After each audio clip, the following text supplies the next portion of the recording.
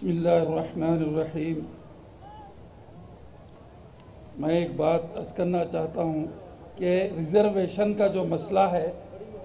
نہیں میں صرف نزیدی پیش کر رہا ہوں کہ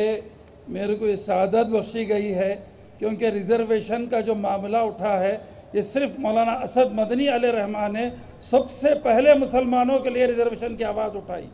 اور سب اس کی بات سارے ہندوستان کے اندر گلی گلی کوچوں میں آواز گونجی کہ مسلمانوں کو ریزرویشن ہونا چاہیے۔ یہ صرف مولانا اسد مدنی علیہ رحمٰن کی جو ہے نا طاقت تھی اور آواز تھی، آج ہندوستان کے کونے کونے تک پہنچی ہے۔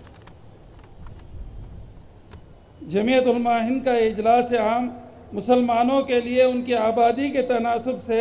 تمام شعبۂ زندگی میں ریزرویشن کا مطالبہ دہراتے ہوئے ارباب اقتدار کی توجہ اس جانب مبذول کرانا ضروری سمجھتا ہے کہ ریزرویشن دینے کے عنوان پر سرکار کے حالیہ اقدام سے مطالبہ پورا نہیں ہوتا، لہذا ریزرویشن کے سلسلے میں جمعیت علماء ہند کا مطالبہ ہے: نمبر 1، مسلمانوں کو ان کی آبادی کے تناسب سے ہر شعبے میں نمائندگی دی جائے اور ان کی راہ میں جو بھی آئینی اور دوسری رکاوٹیں ہیں ان کو دور کرنے کے لیے مؤثر اقدامات کیے جائیں۔ خوشحال طبقات کریمی لیئر کو مستثنیٰ کر کے مسلمانوں کو انتہائی پسماندہ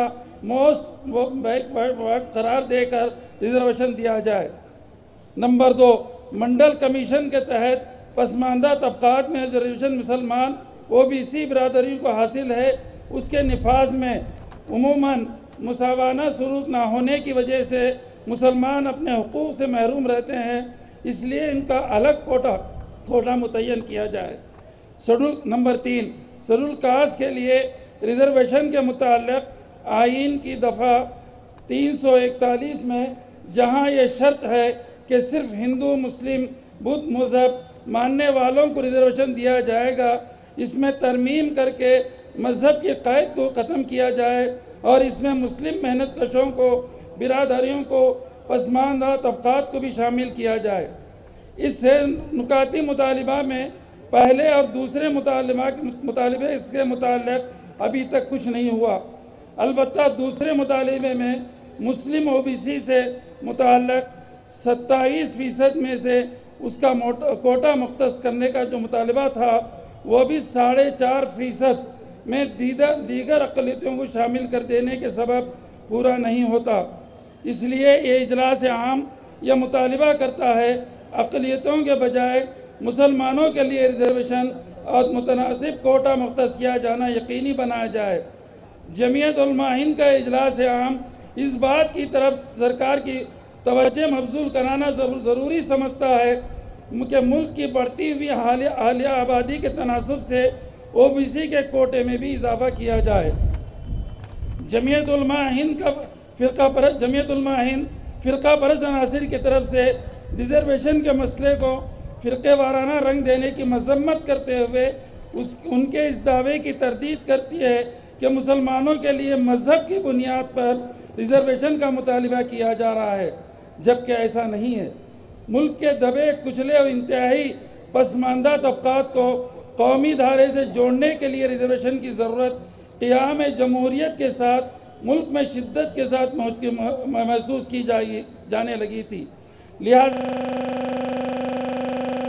1949 میں قانون کی دفعہ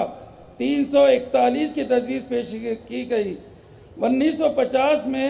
صدر جمہوریہ نے قانونی شکل دے دی،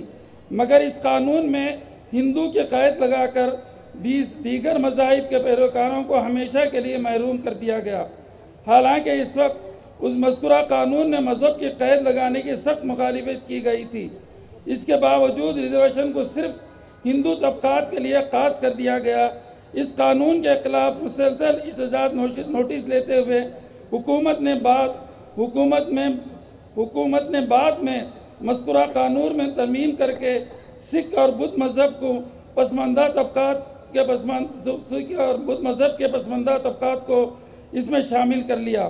مگر مسلمانوں کو مسلسل نظر انداز کیے جاتے رہے۔ حالانکہ 341 میں مذہب کی قید اور دستور کی دفعہ 14 قانونی مساوات، دفعہ 15 مذہب، نسل، جنس، ذات، پیدائش کی بنیاد پہ امتیاز کی ممانعت اور دفعہ 16 میں پبلک ملازمت میں